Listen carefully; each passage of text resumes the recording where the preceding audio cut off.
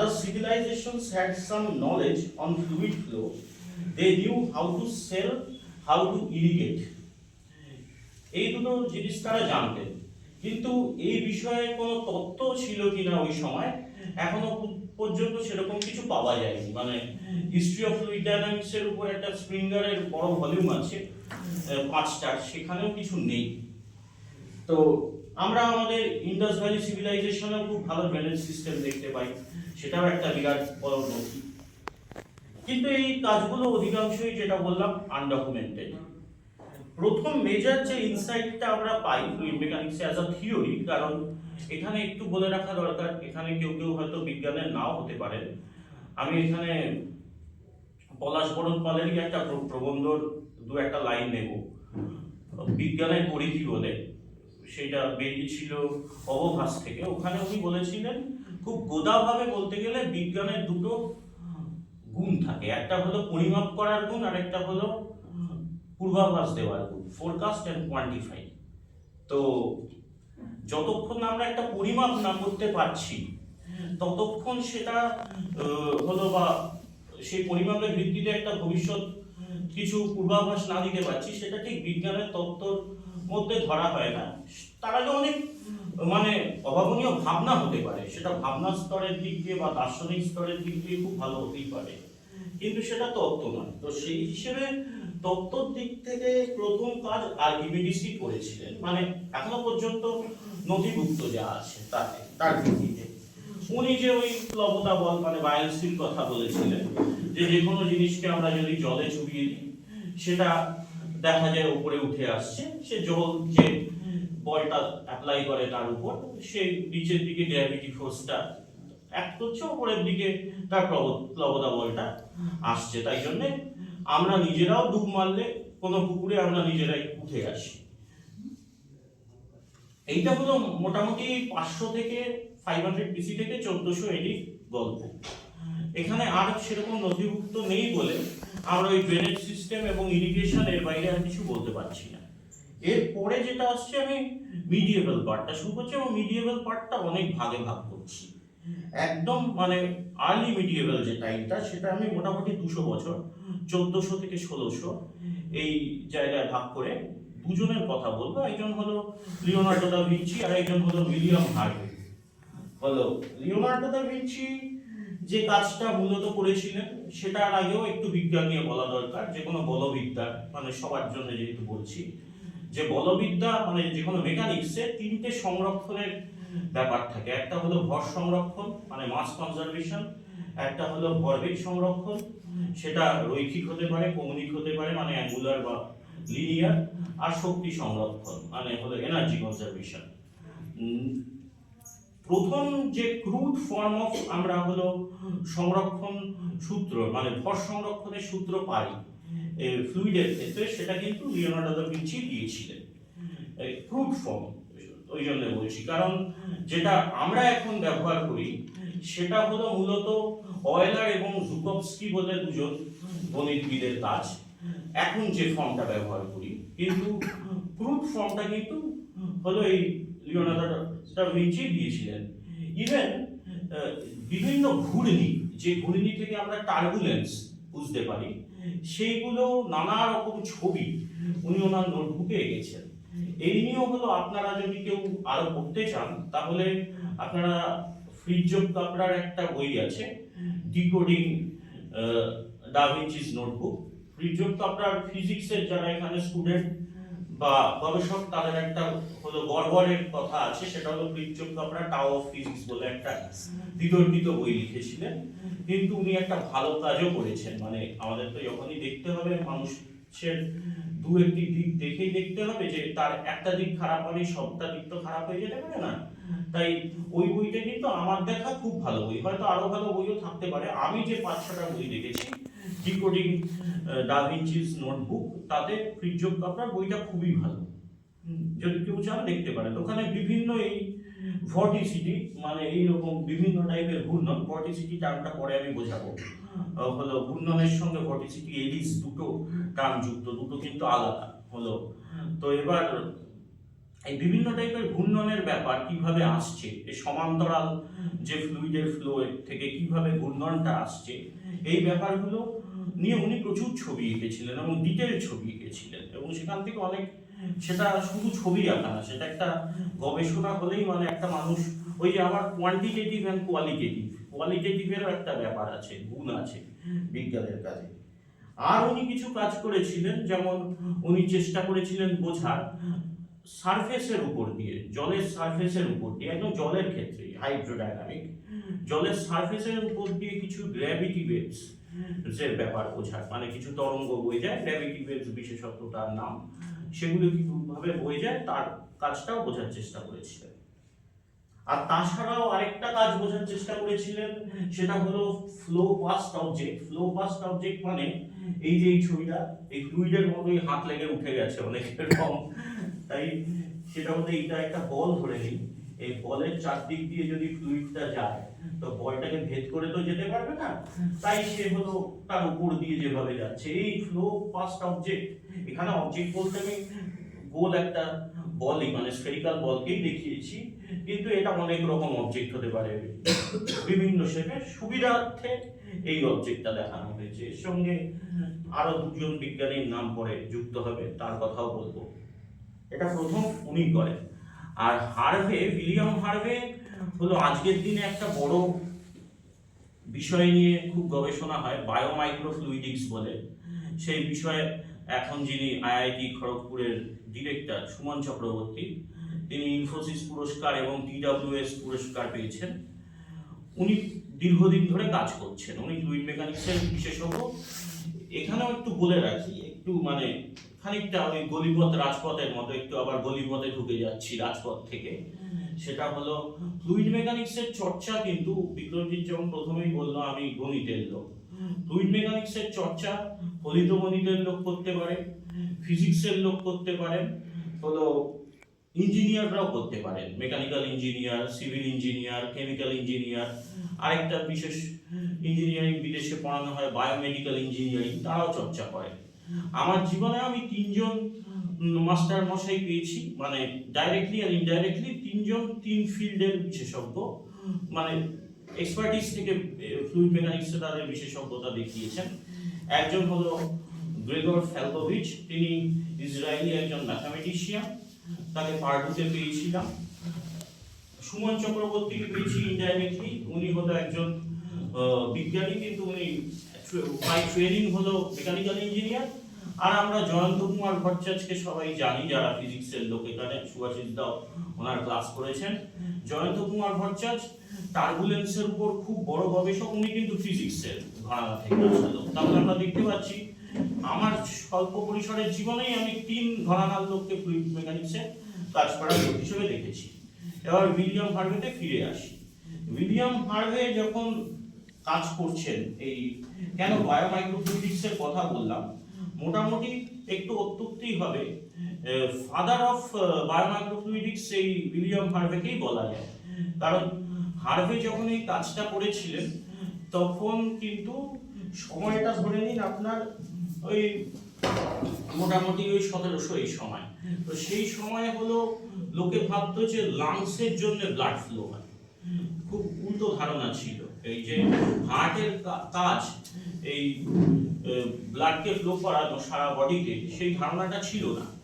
Harvey কিন্তু প্রথম এই ধারণাটি দেন হলো, এবং এই নিয়েও উনি অনেক রকম, মানে যেটাকে আজকের দিনে বলা হয় এম্পিরিক্যাল, মানে কিছু আমি দেখছি সেই দেখার উপর ভিত্তি করে কিছু মডেল, সেই রকম মডেল দিয়েছিলেন। সেটা যে খুব গাণিতিক এমন নয়, মানে হার্ডকোর গণিতের বিচারে যদি বলেন সেরকম নয়, কিন্তু পার্শিয়ালি গাণিতিক। এবার তারপর আমরা চলে আসছি, এইটা গেল হলো আর্লি মিডিয়েভাল পিরিয়ড। এবার আমরা একটু মিডল মিডিয়েভাল পিরিয়ডে আসছি। সেইখানটায় আমি ভাগ করেছি 1600 থেকে 1687, মানে 87 বছর।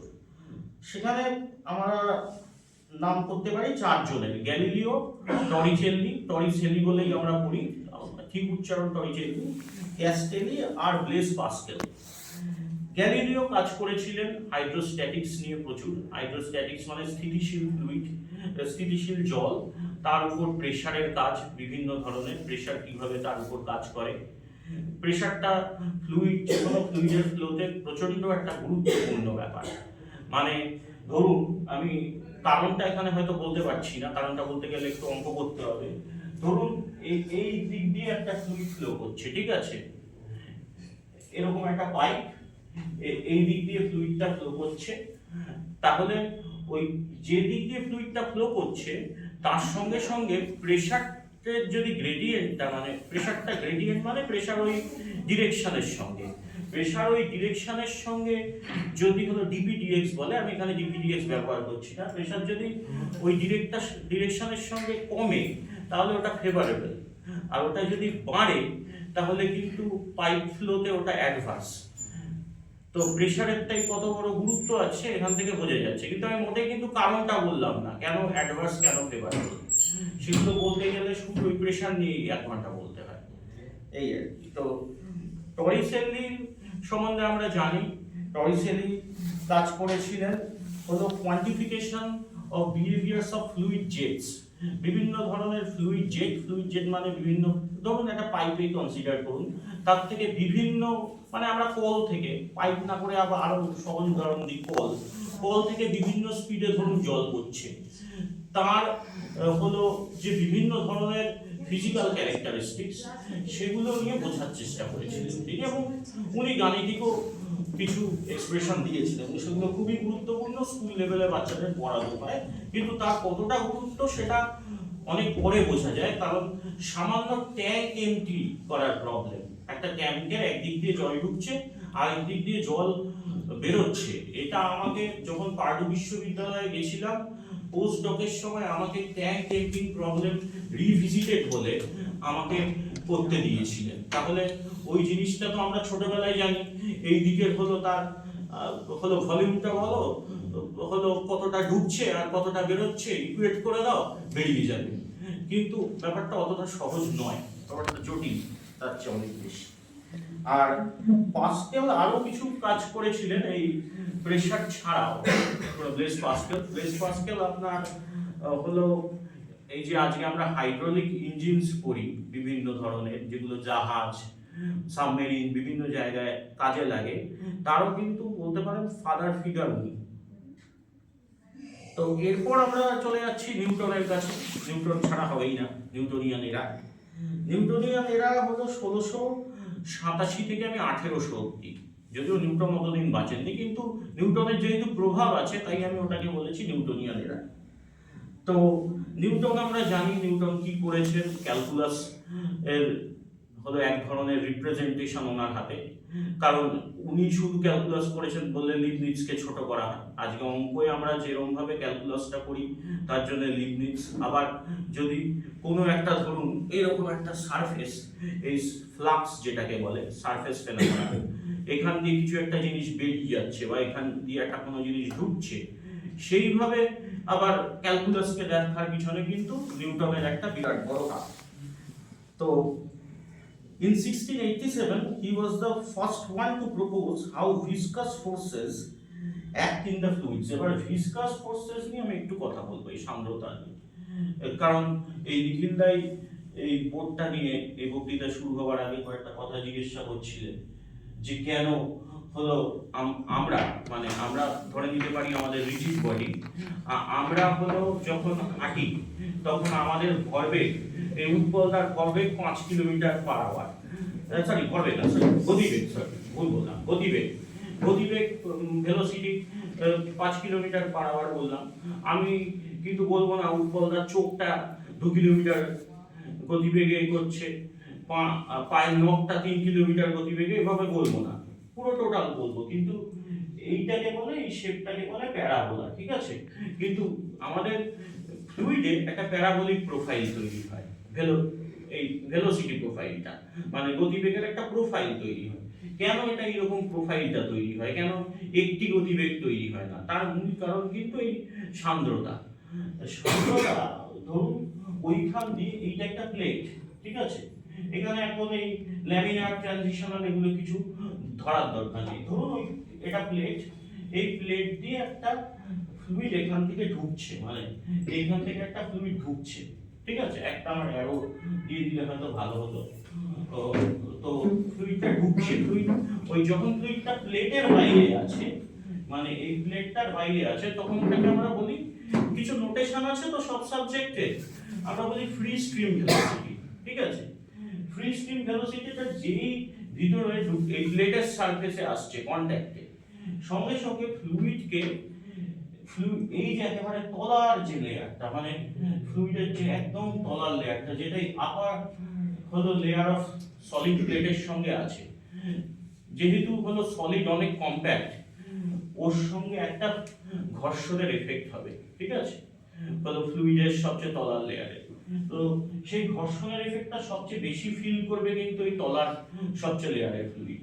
তারপর সে যত উপরে উঠতে থাকবে সে তত কম এফেক্টটা ফিল করবে।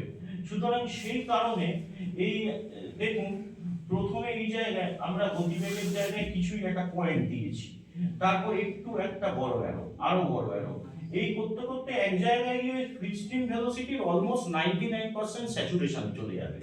তখন এই লোকাসটাকে আমরা পুরো নিয়ে নিলে এটাই একটা প্যারাবোলিক প্রোফাইল হয়ে যাবে।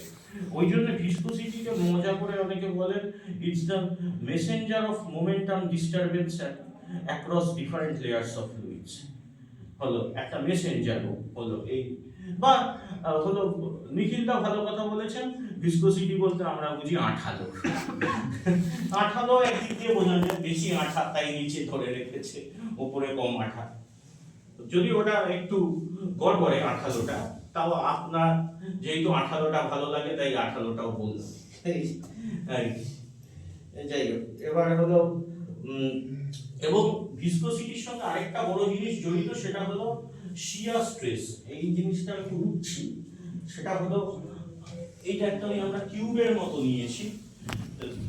দেখুন দুটো জিনিস আমরা এঁকেছি, একটা হলো শিয়ার স্ট্রেস, শিয়ার স্ট্রেসটা হলো প্যারালাল, এই সারফেসের মানে এই সারফেসের প্যারালাল অ্যাক্ট করে, এইরকম অ্যাক্ট করতে পারে, এইরকম ধরুন এরকম অ্যাক্ট করতে পারে, এরকম।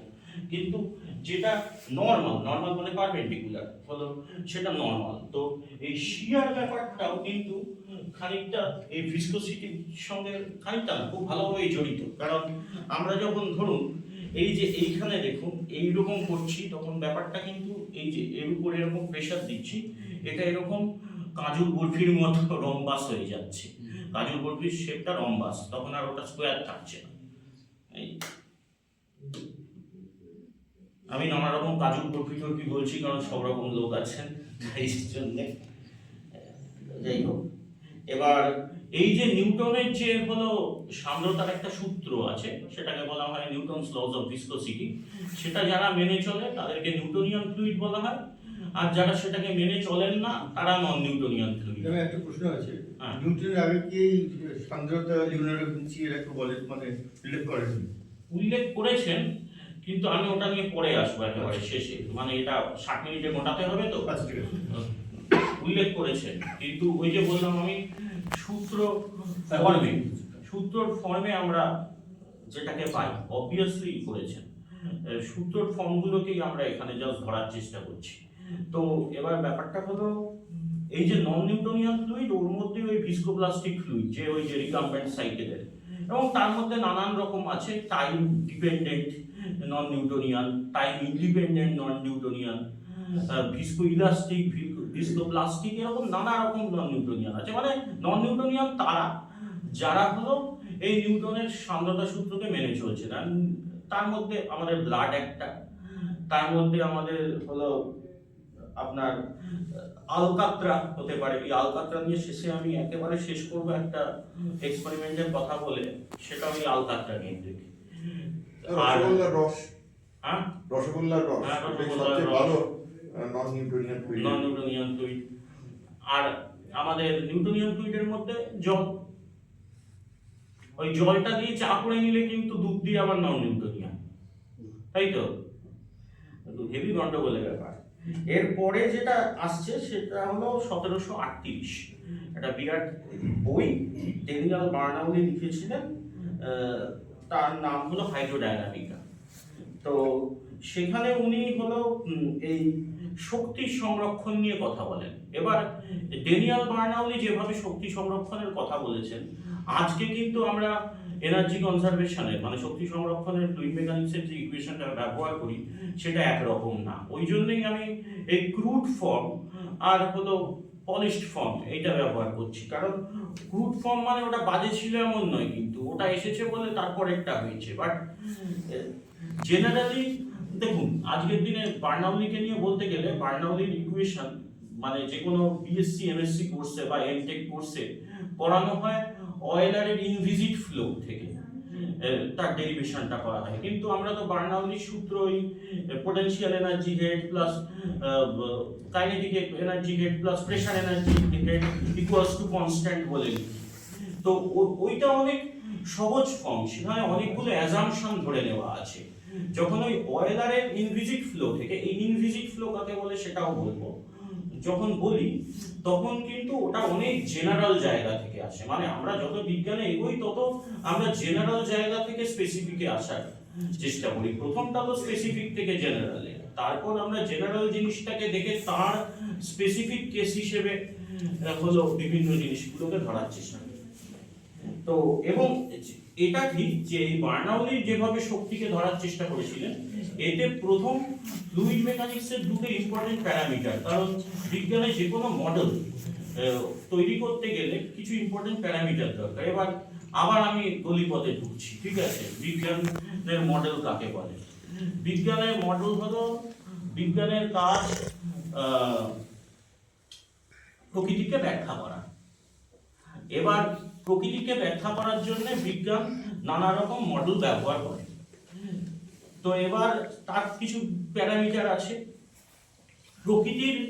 পুরো প্রকৃতিকে ব্যাখ্যা করা কিন্তু হলো বিজ্ঞানের মডেলের কাজ নয়। এটা অনেকে ওই বলে পরম সত্য পাওয়ার মতো। পরম সত্যর এই কথা আরো ভালো সুফলদা মানে আমার বক্তৃতার পর এই পার্টিকুলার পয়েন্টটা নিয়ে আরো ভালো সুভাষিসদাও বলতে পারবেন।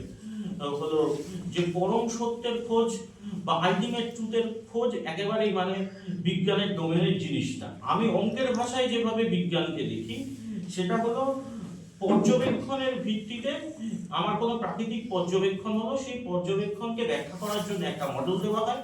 বিজ্ঞান যখন কোনো একটা মডেল দিচ্ছে, সেই মডেলের একটা প্রশ্নের উত্তর সলভ হচ্ছে মানে আরো 10টা প্রশ্ন উঠছে। তাই আমাকে মডেলটাকে আরো ভালো করতে করতে যেতে হবে। গণিতের ভাষায় আমরা সাকসেসিভ অ্যাপ্রক্সিমেশন বলে একটা জিনিস জানি।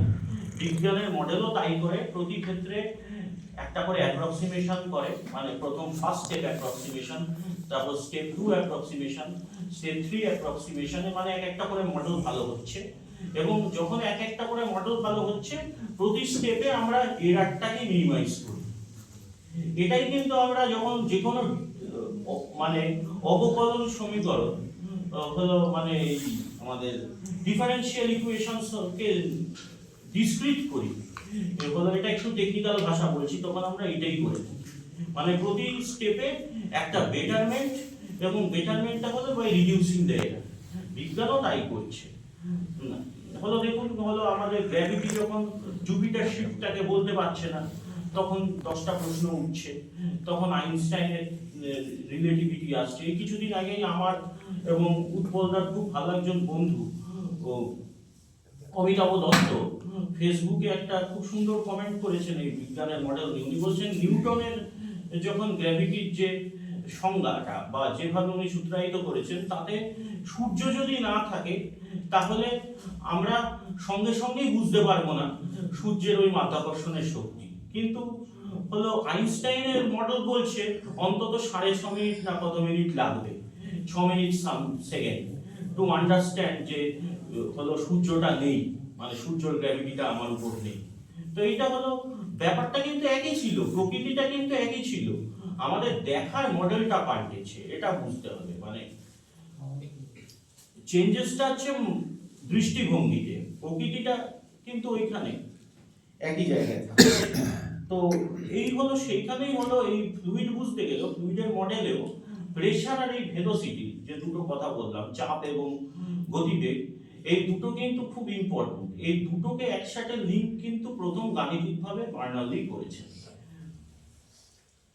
তারপরে হলো যার কথা আসছে সেটা হলো যাকে আমরা ডি অ্যালেমবার্ট বলে জানি, কিন্তু আশিসদা সকালেই বলে দিলেন ডলা ভিয়ার তার আসল উচ্চারণ। তো তিনি তো খুবই ভালো, আমরা যারা হলো ক্লাসিক্যাল মেকানিক্স পড়েছি, অঙ্কের লোক হই বা ফিজিক্সের লোক হই, আমরা ভার্চুয়াল ডিসপ্লেসমেন্ট করতে গেলে ওনাদের কথা স্মরণ করি। কিন্তু ডলাবিয়ারের একটা প্যারাডক্স আছে, সেটাও অর্ধেক উঠে গেছে। সেটা হলো একটি বিশেষ ধরনের ফ্লোতে, যে ফ্লোটাকে বলে পোটেনশিয়াল ফ্লো থিওরি। এবার পোটেনশিয়াল ফ্লো থিওরিটাকেও সহজভাবে বলে দিই, এও আরেকটি অনেক জটিল কথা চলে আসছে। সেটা হলো পোটেনশিয়াল ফ্লো হতে গেলে তাকে তিনটে জিনিস হতে হয়, স্যাটিসফাই করতে হয়। তাকে ইনকম্প্রেসিবল হতে হয়, ইনভিজিট হতে হয়, এবং তার সঙ্গে তাকে হলো ইরোটেশনাল হতে হয়। ইরোটেশনাল মানে বোঝাই যাচ্ছে তার রোটেশন নেই, কোনো এইরকম ঘূর্ণি টাইপের বিষয় থাকবে না। মানে আমি গোদাভাবে বলছি সবার জন্য। হলো ইরোটেশনালের হলো কার্ল দিয়েও বোঝানো যায়, সেটা দিয়ে বলছি না, আমি গোদাভাবে বলছি। ইনভিজিটটা পরে আসছি। ইনকম্প্রেসিবল গাণিতিক ভাষায় rate of volumetric strain equals to 0, ওইটা আমি বলবো না। ইনকম্প্রেসিবল মানে যাকে কম্প্রেস করা যায় না, একেবারে সেভাবে গোদাভাবে বোঝানো ইনকম্প্রেসিবল। আরটা ইনভিজিট। ইনভিজিটে কিছুক্ষণ আগে আমি কি বললাম, যে হলো এই যে প্লেটের উপর দিয়ে যখন ফ্লুইডটা যাচ্ছে, তখন তার সবচেয়ে তলার লেয়ারে ফ্লুইডটা ভিসকোসিটি সবচেয়ে বেশি করছে। তারপরে তার যত উপরে যাচ্ছে ওর ভিসকাস এফেক্টটা কমতে যাচ্ছে। এরকম একজন ভদ্রলোক এসেছিলেন 1904 সালে, লুডভিগ প্র্যান্টেল, যে হলো বাউন্ডারি লেয়ার থিওরি বলে একটা জিনিস প্রপোজ করেছিলেন, ওটাতেও পরে আসবো। এইটাই হলো সেই বাউন্ডারি লেয়ার। এই বাউন্ডারি লেয়ারটা বোঝায় এরকম কোনো বাউন্ডারি লেয়ার হয় না, এটা অঙ্কের সুবিধার্থে করা হয়েছে, কারণ আমাদের তো বাস্তব জীবনে সলভ করতে হবে, বুঝতে হবে যে এই বাউন্ডারির ভেতরে যা আছে ফ্লুইড গুলো, সেই ফ্লুইড ফ্লোটা কিন্তু ভিসকোসিটিকে এক্সপেরিয়েন্স করছে, আর বাউন্ডারির বাইরে যারা আছে তারা ভিসকোসিটিটা এত নেগলিজিবল যে এক্সপেরিয়েন্স করছে না। মানে ওটাকে আমরা নেগলিজিবল করি, সেটা জিরো নয় কিন্তু, বাট ওটা বাস্তবে কাজের জন্য ওটা জিরো করে নেওয়া যায়। মানে গাণিতিক ভাবে কিন্তু এটা সঠিক হলো, কারণ গণিতে শূন্য না হলে কোনো কিছু শূন্য মানা হয় না, it is close two zero, এই জন্য অ্যাপ্রক্সিমেশন। এটা একটু এরকম ভাবে বলতে পারতে যে এই যে এটা হচ্ছে প্রোফাইলটা, এটা তুমি যদি একটা খুব ঘন চিনির রস এক সারফেসে ফেলে দাও, তাহলে কিন্তু এটা এইরকম ভাবে যায়, পকেটে পুরোটা একসঙ্গে যায়। এটা সামনে একটা অংশ এগিয়ে যায়, আর একটা অংশ তার থেকে পরে থেকে, ওই চেহারাটা এইটা, ওই চেহারাটা। ঠিক আছে, ওটা শেষে মনে করাবো, আপনি বলবেন, অসুবিধা নেই। মানে এটা আলোচনা, সুতরাং ওই যে আবার বললাম এইটা ভেঙে যায়, এই বাউন্ডারিটা ক্রস করে এই প্যাটার্নটা ভেঙে যায়, এটাই বলেছে হলো। তো এবার ব্যাপারটা হলো ওইটাকে, ওই যেই স্তরটাতে বাউন্ডারির ওই পার্টটায় যেখানে হলো আমরা ভিসকোসিটি এফেক্টটা পাই না, ওটাকে ইনভিজিট ফ্লো বলা হয়। তো এই ইনভিজিট, ইরোটেশনাল আর ইনকম্প্রেসিবল হলে সেটাকে বলা হয় হলো পোটেনশিয়াল। সেই বিশেষ ধরনের ফ্লোতে ডলাবিয়ার প্যারাডক্সে উনি বলেছিলেন যে এরকম একটা স্ফেরিক্যাল বল, তার পোটেনশিয়াল ফ্লো ফিল্ডে আছে, মানে ইনকম্প্রেসিবল, ইরোটেশনাল এবং ইনভিজিট। সেখানে হলো যখন যাচ্ছে তখন এই বলটা কোনো ড্র্যাগ ফোর্স এক্সপেরিয়েন্স করছে না। ড্র্যাগ ফোর্স মানে টেনে ধরার একটা ফোর্স, বাস্তবে কিন্তু সেটা নয়, অবভিয়াসলি একটা ড্র্যাগ ফোর্স এক্সপেরিয়েন্স করছে। সেটা এই প্যারাডক্সটা সলভ করেছিলেন বহু বছর পরে বিখ্যাত নেভিয়ার-স্টোকস ইকুয়েশনের স্টোকস, জর্জ গ্যাব্রিয়েল স্টোকস। সেটাই আমরা আসবো, মানে এই জাস্ট ডলাবিয়ারের কথা বলতে গিয়ে এবং তার প্যারাডক্স, কারণ তার এই বিখ্যাত প্যারাডক্সটা কথা বলার জন্য এই কথাটা আমরা এবার আমরা অয়েলারের কথাটা বলেইছিলাম। এই বার্নাউলির ক্ষেত্রে অয়েলারের আরো আরেকটা বিখ্যাত কাজ আছে। ফ্লুইড মেকানিক্স যেহেতু হলো, ফ্লুইড মেকানিক্সের মোশনটা যেহেতু অনেক বেশি complex than any rigid body, সেই কারণে রিজিড বডিকে আমি কি করি, জেনারেলি রিজিড বডিতে তার একটা যদি গতিপথ পেতে চাই, আজকে আপনি এখানে আছেন, ওখানে আছেন, 5 মিনিট পর, তারপর 10 মিনিট পর ওখানে, তারপর 15 মিনিট পর বাইরে, এই পয়েন্টগুলো ABCD সব পয়েন্টগুলোকে নিয়ে বা A1 A2 A3 পয়েন্টগুলোকে জুড়ে দেবো লোকাসটা, যে ট্র্যাজেক্টরিটা পাবো সেটাই আপনার ট্র্যাজেক্টরি। এইটা একটা অ্যাপ্রোচ ছিল ফ্লুইডে এক সময় স্টাডি করার, সেটাকে বলা হতো ল্যাগ্রাঞ্জিয়ান অ্যাপ্রোচ। ল্যাগ্রাঞ্জ একজন বিখ্যাত হলো, কিন্তু দেখা গেছিল যে ফ্লুইডের এই যে ডিফর্মেশন এত জটিল যে একে বোঝার জন্য ল্যাগ্রাঞ্জিয়ান অ্যাপ্রোচ ভীষণ হলো কমপ্লিকেটেড করে দিচ্ছে ক্যালকুলেশনগুলোকে। তখন এই ওয়েলার একটা নিজস্ব অ্যাপ্রোচ নিয়েছিল, সেটাকে বলা হতো কন্ট্রোল ভলিউম অ্যাপ্রোচ। ধরুন কন্ট্রোল ভলিউম বলে আমি একটা ভলিউম নিলাম, ওই কিউবটাই একটা ভলিউম বা একটা স্ফিয়ার একটা ভলিউম।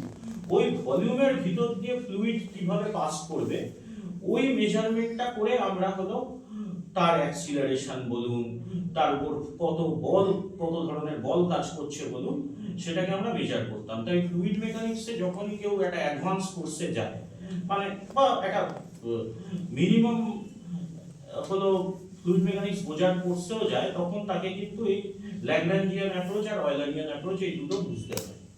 কারণ ওই বললাম ল্যাগ্রাঞ্জ ওই সলিড মেকানিক্সের মতো পয়েন্টে পয়েন্টে এইখানে এখন T2 তে ওইখানে তার 5 মিনিট পর ওখানে ওই পুরো ট্র্যাজেক্টরিটাকে ধরছে, ওইটা ফ্লুইডের ক্ষেত্রে অসুবিধাজনক। আর একটা হলো এই অয়েলারের বিখ্যাত মোশন ইকুয়েশন, যে মোশন ইকুয়েশনটা হলো ইনভিজিট অয়েলারস ইকুয়েশন অফ ইনভিজিট ফ্লো। সেখান থেকে আমরা অনেক জেনারেলাইজড ভাবে বার্নৌলির হলো সমীকরণে পৌঁছাতে পারি। ওটাই এখন সব জায়গায় পড়ানো হয় ওই প্রসিডিউরে। এবার বিখ্যাত হলো নেভিয়ার এন্ড স্টোকস ইকুয়েশন আসছে।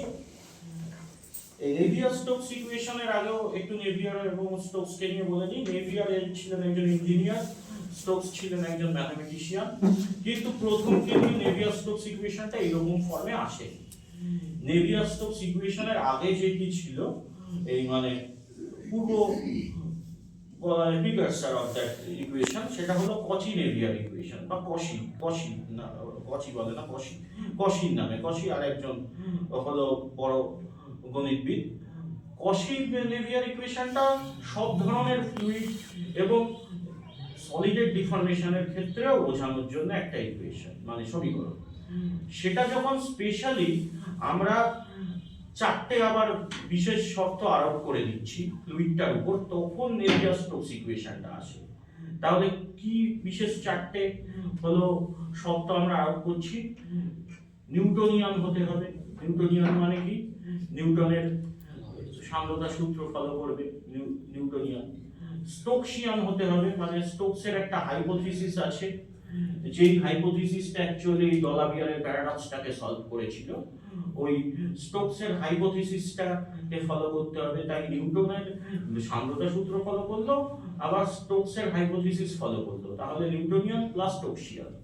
এবার তারপর আসছে হলো হোমোজিনাস। হোমোজিনাস মানে স্পেসের বিভিন্ন জায়গায় তার প্রপার্টিটা হলো ঠিক স্থির থাকছে, তাই হোমোজিনাস। আর আরেকটা হলো আইসোট্রপিক। আইসোট্রপিকটাকেও আমি ওই গাণিতিক ভাষায় না বলে খুব সহজে বলছি। এই দুটো পেন আমি নিলাম, ঠিক আছে? এই পেনটার মাঝখানে একটা তো অ্যাঙ্গেল আছে, একটা কোণ আছে। এবার এই এই এই অবস্থানে আছে পেনটাকে আমি এরকম একটা রোটেশন দিলাম, ঠিক আছে?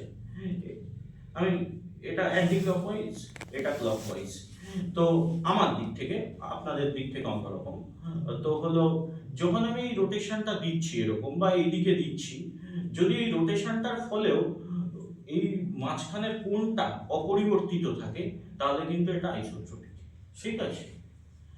তো এটা আমি হলো ওই সমস্যা হচ্ছে যেদিকেই আমি যাই না কেন আমি একই জিনিস দেখবো, আমি বুঝতে পারবো না যে আমি দিক পরিবর্তন করেছি। হ্যাঁ, সেটা সহজ, কিন্তু একটু গণিতে ঢুকলাম, কারণ রোটেশনাল ইনভ্যারিয়েন্সটা তো ল্যাগ্রাঞ্জিয়ানের বলাই যাচ্ছে না এখানে, তাই একটু গণিতে ঢুকলাম এই আর কি।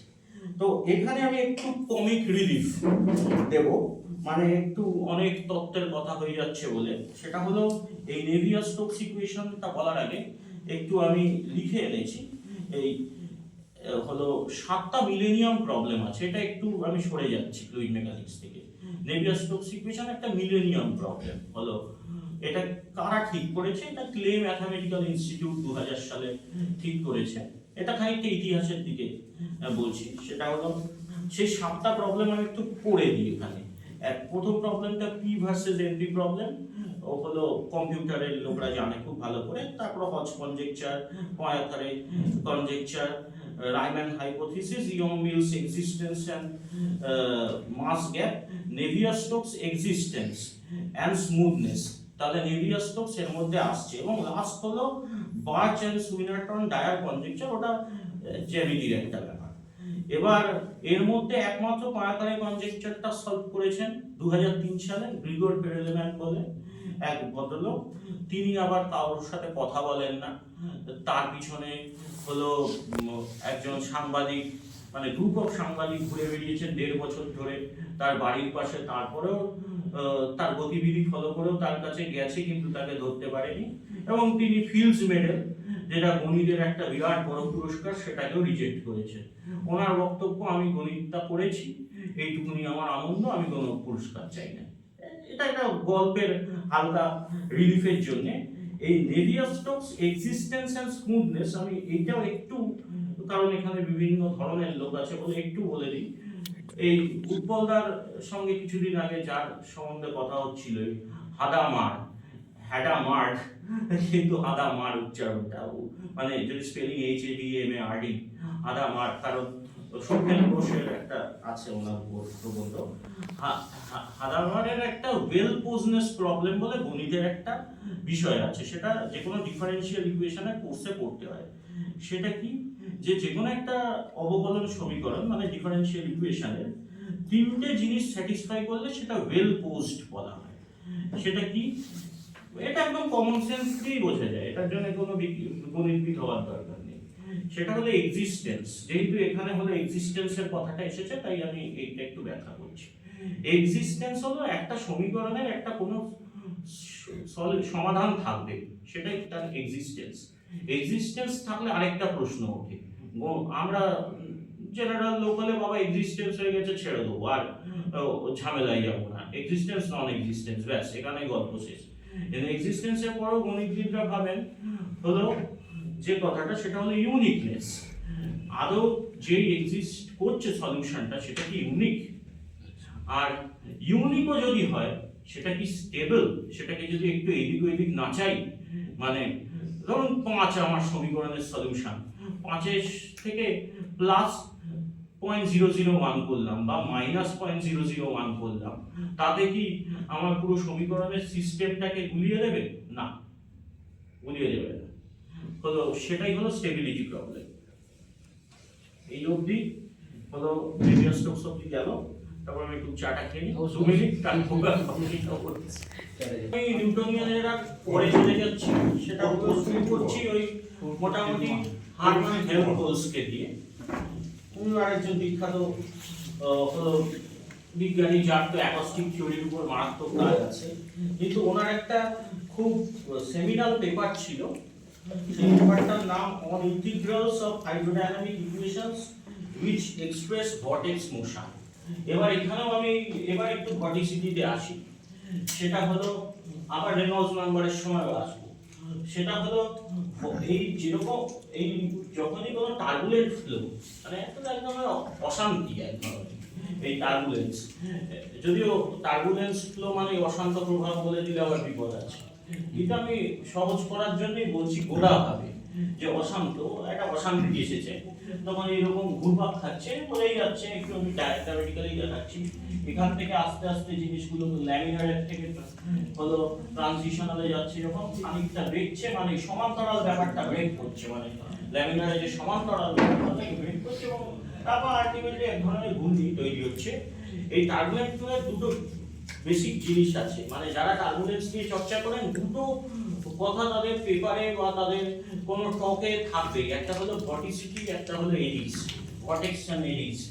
তো ভর্টিসেস হলো কি, ভর্টিসেস তো এক ধরনের ঘূর্ণন, এডিসও এক ধরনের ঘূর্ণন। ভর্টিসের যেটা হয়, ভর্টিসের কিন্তু তার অ্যাক্সিস অফ রোটেশন, মানে আমি যে ঘুরছি, এই যে আমি ধরুন এই যে ঘুরছিল, এইরকম ভাবে ঘুরছি চারিদিকে, এটার এইরকম চারিদিকে, এটা হলো অ্যাক্সিস। এই অ্যাক্সিসটা কিন্তু ভর্টিসেসের ক্ষেত্রে অ্যাক্সিসটা ডিফাইন, এডিসের ক্ষেত্রে হলো মেইনলি কানেকশনটা হয় বিভিন্ন স্কেল অফ এনার্জি। কারণ কলমোগরভ বলে একজন বিখ্যাত বিজ্ঞানী ছিলেন, এবং বিজ্ঞানী উনি গণিতবিদ এবং বিজ্ঞানী। উনি হলো কিন্তু এই এনার্জি স্কেলের সাথে এনার্জি কাস্কেড ওনার কথাটা ছিল, তার সঙ্গে হলো উনি এই ভর্টিসেস আর এডিস নিয়ে কিন্তু আমার এই এবারের যে নন্দিনী যে 2026-এর সংখ্যা বেরোচ্ছে, সেখানে আমি একটা পুরো টার্বুলেন্স মডেলিং এর উপর 4000 শব্দের প্রবন্ধ লিখেছিলাম। ওখানে শুধু টার্বুলেন্সের প্রশ্নগুলোকে অ্যাড্রেস করা আছে। তো ওইটা বলতে গেলে আবার 1 ঘন্টার আরেকটা বলতে হয়, মানে এই আর কি ব্যাপার। তো এই হলো ভর্টিসিটি। হলো হেলমহলৎস প্রথমে ভর্টিসিটি ফাউন্ডেশনটা দেন, এবং তারপর ডার্সি বলে একজন ছিলেন। ডার্সি খুব ভালো কাজ করেছেন। এই নন নিউটনিয়ান এই যে আঠার রস মানে রসগোল্লার রসে হলো যে মডেলটা ব্যবহার করা হয়, সেই মডেলটার নাম ডার্সি ওয়েস্টব্যাক মডেল। ওয়েস্টব্যাক এবং হেনরি ডার্সি এই দুজনের নামে একটা নন নিউটনিয়ান মেকানিক ফ্লুইডের মডেল আছে। এই স্পেশালি এই আঠার মানে কোন রস নিয়ে যখন কাজ হয় তখন এই ডার্সি ওয়েস্টব্যাক মডেলটা ব্যবহার করা হয়। এরপরে আরেকজন বিখ্যাত লোক কার্লো ম্যারেঙ্গনি। এবার যেহেতু সময়টা আসছে আমাকে একটু তাড়াতাড়ি করে বলতে হবে। ম্যারেঙ্গনির কনভেকশন, এবার আমরা জানি বিভিন্ন ধরনের তাপ স্থানান্তর হয়, মানে হিট ট্রান্সফার হয়। সেইটা হলো একটা হলো কন্ডাকশন, কনভেকশন, রেডিয়েশন। তাতে কনভেকশনের ক্ষেত্রে কিন্তু ফ্লুইড মেকানিক্স খুব ইম্পর্টেন্ট। সেখানে ম্যারেঙ্গনির নামে একটা, এই কালো ম্যারেঙ্গনির নামে একটা ম্যারেঙ্গনি কনভেকশন আছে। এটা এত জটিল, এখানে সবার জন্য বলা যাবে না, অঙ্ক বুঝতে হবে। তাই আমি সুবিধার জন্য বলে দিচ্ছি ম্যারেঙ্গনি কনভেকশন কোথায় ব্যবহার হয়। ম্যারেঙ্গনি কনভেকশন ব্যবহার হয় ইউরোপে। যারা জানোনি তারাও এখন আমাদের বাজারে পাবেন সেই ফ্রিজটা, রেফ্রিজারেটরটা, যেখানে আমরা তো কি দেখি তলায় নর্মাল ফ্রিজটা, উপরে ডিপ ফ্রিজটা হলো, কিন্তু একটা উল্টো ধরনের ফ্রিজ পাওয়া যায় যেখানে তলায় ডিপ ফ্রিজ, উপরে নর্মাল ফ্রিজ। ওটা এক ধরনের ফোর্সড কনভেকশন, ন্যাচারাল নয়, ফোর্স দিতে হচ্ছে উপরে ওঠানোর জন্য সে কনভেকশনটাকে। তো ওইখানে যেটা ফলো হয় সেটাই ম্যারেঙ্গনি কনভেকশন প্রিন্সিপাল। এবং ম্যারেঙ্গনি কনভেকশন আরো ব্যবহৃত হয় বিভিন্ন জায়গায়। সেটা হলো আমাদের যখন আমরা মাইক্রো চ্যানেলস মানে ধমনীতে হলো ব্লাড ফ্লো যেটা করে, সেগুলো পাইপের মতো ফ্লো নয়, কিন্তু সেটা হলো মাইক্রো চ্যানেল ফ্লো। সেখানে কিন্তু আমরা এই তিনটে ফ্লুইড মেকানিক্সের তিনটে বল খুব গুরুত্বপূর্ণ, মানে আরো প্রচুর বল আছে। একটা হলো ইনার্শিয়াল এফেক্ট, ওই যে রেনল্ডস নাম্বারের এতে লিখেছি ইনার্শিয়াল এফেক্ট, মানে যেটা আমাদের ভর এবং হলো অ্যাক্সিলারেশনের সঙ্গে যুক্ত। আর একটা হলো ভিসকস এফেক্ট, যেটা ওই মোমেন্টাম ডিস্টারবেন্সটা, ওই internal friction between different layers of fluids. আর একটা হলো পৃষ্ঠটানের ব্যাপার। সে পৃষ্ঠটানের ব্যাপারটা হলো কিন্তু এই মাইক্রো চ্যানেল ফ্লোতে খুব ইম্পর্টেন্ট। তো এই সারফেস টেনশনের ব্যাপার, তো সারফেস টেনশনেরও ব্যাপারটা নিয়ে বললাম না, কারণ ওটা তো ঢুকলেও আবার অনেক কথা বলতে হবে। তো এটা হলো এই ম্যারেঙ্গনি কনভেকশন, এই পৃষ্ঠটান মানে সারফেস টেনশন ড্রিভেন যে মাইক্রো চ্যানেল ফ্লুস, সেখানে ওই ম্যারেঙ্গনি কনভেকশন একটা বিরাট ইম্পর্টেন্ট রোল প্লে করে। 50 মিনিট। এবার আসছি হলো রেনল্ডস, হলো বিখ্যাত রেনল্ডস, হলো তার রেনল্ডস নাম্বার হলো।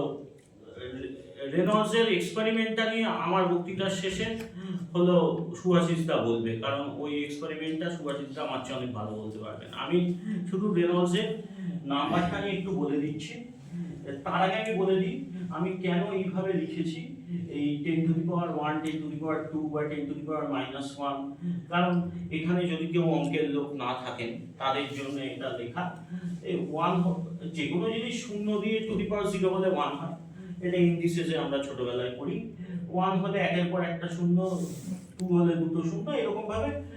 এইটা হলো ভগ্নাংশ, বুঝতেই পারছেন। যত হলো মাইনাস হচ্ছে তত জিনিসটা কত ছোট হলো। 1কে 10 দিয়ে ভাগ করছি, 1কে 100 দিয়ে, 1কে 1000 দিয়ে, 1কে 10,000 দিয়ে, এরকম ভাবে ভাগ করতে করতে প্রচন্ড ছোট হয়ে যাচ্ছে। কারণ আমি এরকম বিভিন্ন রেনল্ডস নাম্বার রেঞ্জে, রেনল্ডস নাম্বারটা কত ইম্পর্টেন্ট বোঝানোর জন্য, তার কারণ হলো রেনল্ডস নাম্বারের ওই যে আমি কিন্তু ইকুয়াল টু লিখিনি, আমি একটা অ্যাপ্রক্সিমেটেড ইকুয়াল টুর মতো লিখেছি। কারণ হলো ওটা এক ধরনের রিপ্রেজেন্টেশন অফ রেনল্ডস নাম্বার, যে inertial effect by viscous effect.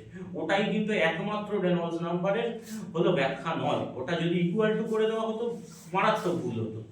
তো এবার দেখতেই পাচ্ছেন রেনল্ডস নাম্বার এই ছবিটাতে, রেনল্ডস নাম্বার যদি 2300 কম হয় তাহলে ওটা একটা ল্যামিনারের মতো ফ্লো, সেটা একটা সমান্তরাল সব এতে মুভ করছে, তাতে কোনো ঘূর্ণনের অশান্তি আসছে না। তারপর যখন সেটা 2300 থেকে 4000 এর মধ্যে আসছে তখন সেটা একটা ট্রানজিশনাল ফেজ, যেখানে এগুলো হালকা হালকা বেগতে শুরু করেছে, মানে সে ঘূর্ণনের রূপ নিতে আরম্ভ করবে। আর যেই সে 4000 এর উপরে চলে গেল তখন থেকে কিন্তু যা ফ্লো আসছে রেনল্ডস নাম্বার গ্রেটার দ্যান 4000 সেখানে কিন্তু টার্বুলেন্ট ফ্লো।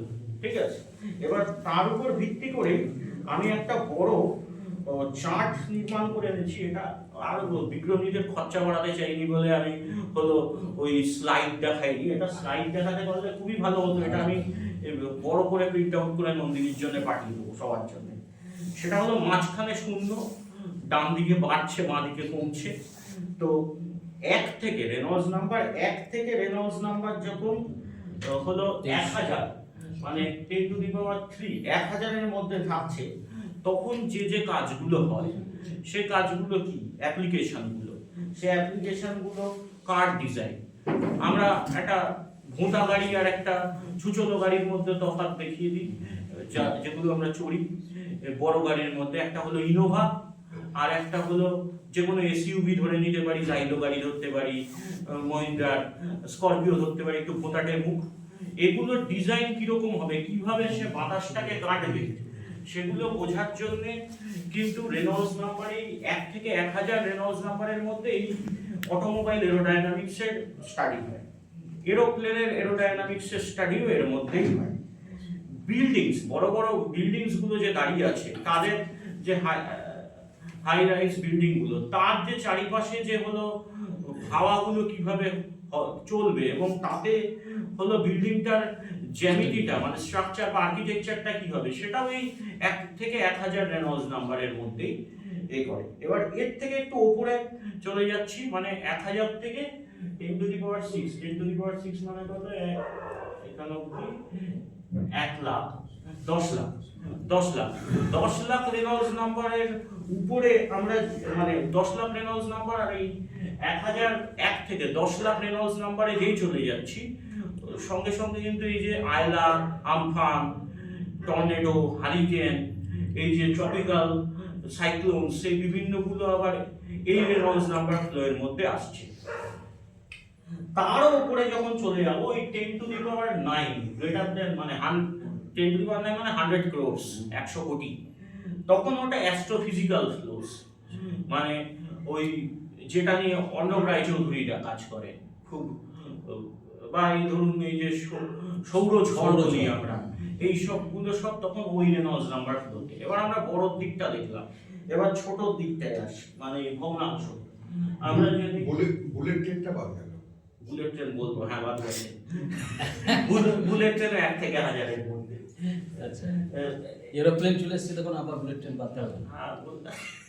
ঠিক আছে, ঠিক আছে, যাই হোক না মজা লাগছে, তাই ওনার ইনভলভমেন্ট আছে। আচ্ছা, একটা জিনিস, ওই রেনল্ডস নাম্বার 1 মানে 1টা কাকে বলো, সেই কোয়ান্টিফাইটা কিভাবে হচ্ছে সেটা বলি।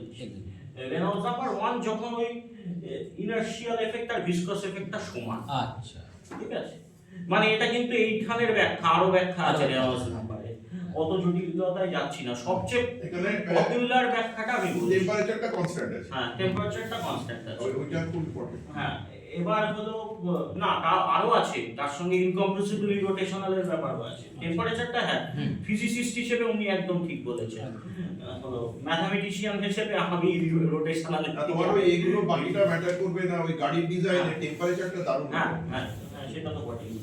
এবার আমরা শূন্য থেকে নামছি, এবার হলো 1/10 U/1 এবং যখন নামছি ধরুন এই 1 থেকে 10 টু দি পাওয়ার -3 মানে 1 থেকে এই 0.001 থেকে 1 এই রেঞ্জটার মধ্যে যখন থাকছে তখন এটা হলো এই যে আমাদের আর্টারি বা ব্লাড ভেসেলস দিয়ে যে আমরা যে বিভিন্ন সময় বলি যে আমাদের ক্যান্সার হয়, ব্লাড ক্যান্সার হয়, তখন আমাদের যে ব্লাড গ্রুপের চরিত্র পাল্টে যায়, এগুলো বোঝার জন্য কিন্তু তখন ওই রেঞ্জটা লাগে। Heart block, arterial heart block, renal dialysis, thrombosis, বিভিন্ন। তারও আরো নিচে যদি আমি চলে যাই, ওই 10 টু দি পাওয়ার -3 থেকে, মানে এই 10 টু দি পাওয়ার -6 থেকে 10 টু দি -3 তে, মানে 0.00001 থেকে 0.001 রেঞ্জে যাই, তখন হলো এই যে হাঁচি ঠাচি দিয়ে যেটা হচ্ছে তার সবচেয়ে বড় উদাহরণ এরোসল ডায়নামিক্স বলে। অ্যাকচুয়ালি এই যে আমরা করোনার সময় যে গবেষণাগুলো হলো ফ্লুইড মেকানিক্স নিয়ে, আমি হাঁচি দিচ্ছি, সে হাঁচি এতে আপনার যে শরীরে চলে যাচ্ছে, এগুলো এই রেনল্ডস নাম্বার রেঞ্জে লাই করে। এর চেয়েও যখন আমরা আরো নিচে চলে যাবো, তখন এই 10 টু দি পাওয়ার -8 থেকে 10 টু দি পাওয়ার -6 এ, তখন ওটাই ন্যানো চ্যানেলস, তখন ডিএনএ বা হলো এখন এক ধরনের চেষ্টা করছে, এটা আরো ভালো সুভাষিসদা বলতে পারবেন যে বায়োলজিক্যালি এটা পসিবল হবে কিনা।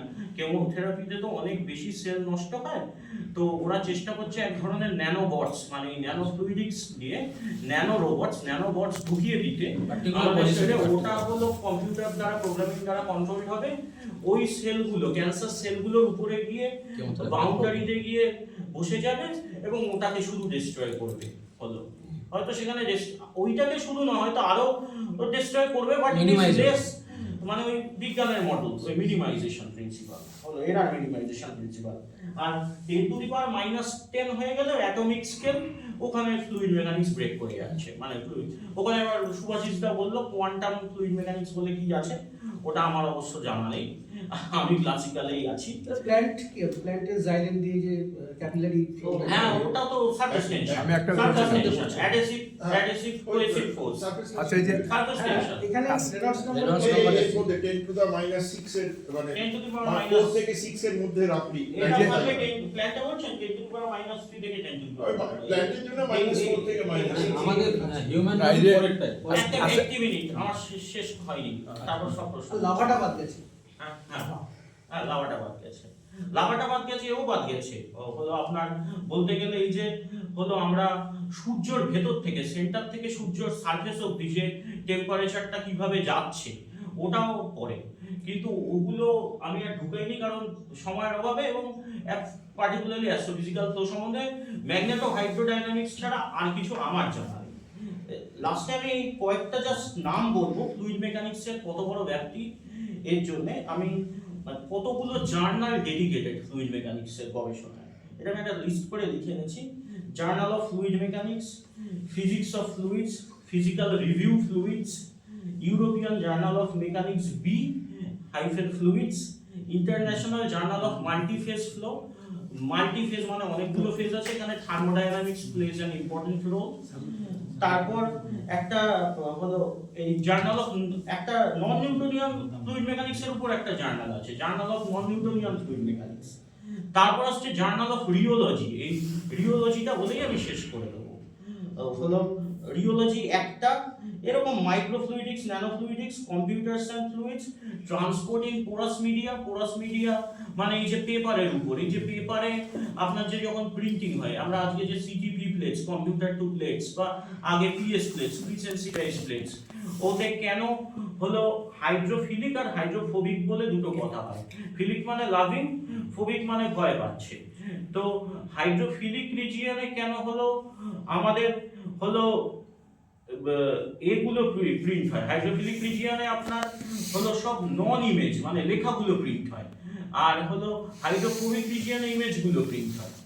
কেন হয় এর পিছনেও কিন্তু এই পোরাস মিডিয়াল ফ্লুইড মেকানিক্স একটা বিরাট, পোরাস মিডিয়াল ফ্লুইড মেকানিক্সের আরো বড় জায়গা আছে, আমাদের এই পেট্রোলিয়াম নিয়ে যারা রিসার্চ করে তাদের একটা বড় জায়গা আছে, কারণ সিসমোলজিস্টরা যখন ওই রিফ্লেকশন দিয়ে দেখে যে কোথায় ফ্লুইড মানে পেট্রোলিয়ামটা আছে, ওই ঘুরতে ড্রিল করতে করতে ওটা আবার মাইগ্রেট করে অন্য একটা জায়গায় পৌঁছে গেল, তো ওই জায়গাটা ওদের বুঝতে হয়। অ্যাকুইফারের ক্ষেত্রেও পোরাস মিডিয়া একটা বিরাট বড়, যেটা হয়নি বলেই আজকে আমাদের কবি সুভাষ মেট্রো আটকে পড়ে আছে, এই আর কি ব্যাপার। আর তাছাড়াও অনেক হলো এই কনভেক্টিভ হিট ট্রান্সফার রিলেটেড অনেক জার্নাল আছে, যেখানে ফ্লুইড মেকানিক্স একটা বিরাট রোল প্লে করে। রিওলজিটা দিয়ে কেন শেষ করব, শুরু হয়েছে অরনিতাকে দিয়ে, শেষও হবে অরনিতাকে দিয়ে। তো হলো অরনিতা বলেছিলেন, খুব মজার কথা বলেছিলেন, ওই যে হাত দিয়ে, কারণ উনি তো আবার এত বকর সহ্য করেন না, উনি চান হাতে কলমে করে রাখা, যেটা প্রকৃত বিজ্ঞানী হওয়া উচিত। তো এবার উনি বলেছিলেন এই যে ভিস্কোপ্লাস্টিক ফ্লুইড, এটার একটা প্রপার্টি আছে, আপনি বুঝবেন, রিওবেক্সি। এবার এইটা একটু বলে দিই, থিক্সোট্রপি আর রিওবেক্সি। থিক্সোট্রপি হলো যেই ফ্লুইডটাকে আপনি হাত দিয়ে একটু নাড়ালে, গোটাভাবে আবার বলছি, ওই শিয়ার স্ট্রেন দিয়ে বলছি না, হাত দিয়ে নাড়ালেন, সেটার হলো ভিসকোসিটিটা কমে গেল, এটা হলো থিক্সোট্রপিক প্রপার্টি। ব্লাডের হয় কিন্তু, ব্লাড আপনি যত নাড়াবেন, ব্লাড থিক্সোট্রপিক ফ্লুইড, ব্লাড কিন্তু ব্লাডের মধ্যেই থাকবে। যেই ব্লাডকে একটা জায়গায় পড়ে যায়, আমাদের যে রক্ত ফোঁটা করে দিবে, কিছুক্ষণ পর ওটা জমাট বেড়ে যায়। তার পিছনে আরো বায়োলজিক্যাল কারণ আছে, কিন্তু ফ্লুইডের দিক দিয়ে কারণ এই থিক্সোট্রপিক প্রপার্টিটা হলো, এটাই একমাত্র কারণ না। রিওবেক্সি হলো এমনি থাকলে সে জল জ্বলা, কিন্তু সে যেই হলো তাকে নাড়াতে সে শক্ত হতে শুরু করেছে।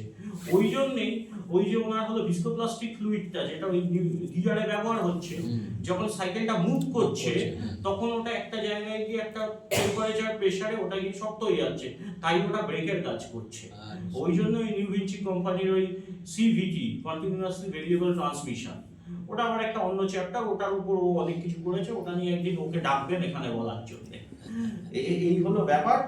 এবং এই রিওলজি, এই যে বিষয়টা নিয়ে যেটা আমি শেষ করবো, একটা মজার এক্সপেরিমেন্ট, এটা যদিও না বললেও হতো, এটা আমার খুব মজা লেগেছিল, আমি বছর 3 আগে জানতে পেরেছিলাম যে এটা হলো একটা লংগেস্ট রানিং এক্সপেরিমেন্ট, মানে 100 বছরে মোটে হলো আপনার ওর নাম কি বলে 9টা ড্রপ করতে দেখা গেছে।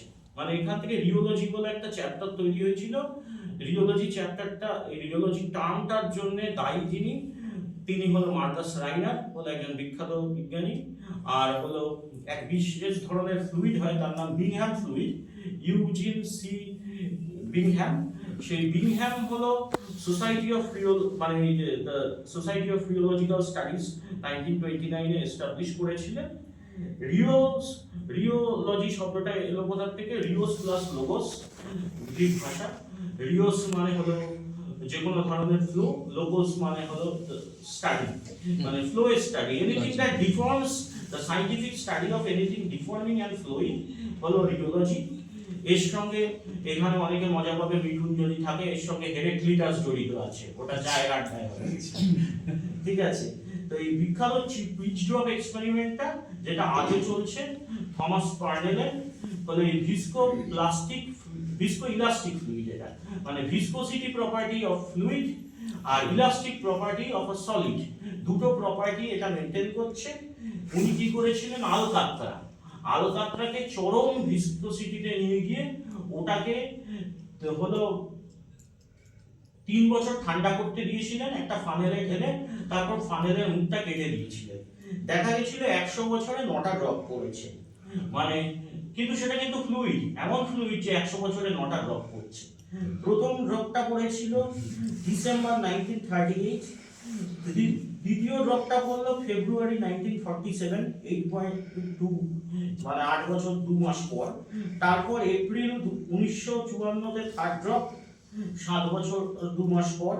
তারপর আবার 8 বছর 1 মাস পর মে 1962 তে ফোর্থ ড্রপ, আগস্ট 1970 এ ফিফথ ড্রপ, এপ্রিল 1979 তে 6 ড্রপ, জুলাই 1988 তে 7 ড্রপ, নভেম্বর 2000 এ 8 ড্রপ, আর এপ্রিল 2014 তে 9 ড্রপ। এখনো 10 ড্রপটার জন্য আমরা অপেক্ষা করছি। ড্রপলেট কেস, জেনারেশন কত ড্রপ ড্রপ উনি তো দেখে যেতে পারেননি। ড্রপলেট, হ্যাঁ ড্রপ লেটে পড়ছে। তো এই লেট, হ্যাঁ ড্রপলেট বুঝেছি, এটা এলইটি নয়, এলইটি ড্রপলেট। এইখানে এই মজার এক্সপেরিমেন্টটা দিয়ে কেন আমি শেষ করলাম, কারণ কোন বিজ্ঞানের গবেষণা এই পাঠটাটা এটা দেওয়ার কিছু নেই। যেহেতু নন্দিনী অন্নভাবনা বিজ্ঞান মনস্কতা নিয়ে ভাবে, তাই বিজ্ঞানে যে একটি ব্যক্তি মানুষের কোনো গুরুত্ব নেই, বহু মানুষের গুরুত্ব। তাই একটা এক্সপেরিমেন্ট কত বছর ধরে চলছে, সেখান থেকে এটা একটা জাস্ট রূপক, জাস্ট সিম্বল। প্রচুর এক্সপেরিমেন্টই এইরকম দেখায় যে বহু মানুষ ধরে বহু প্রজন্ম চলছে।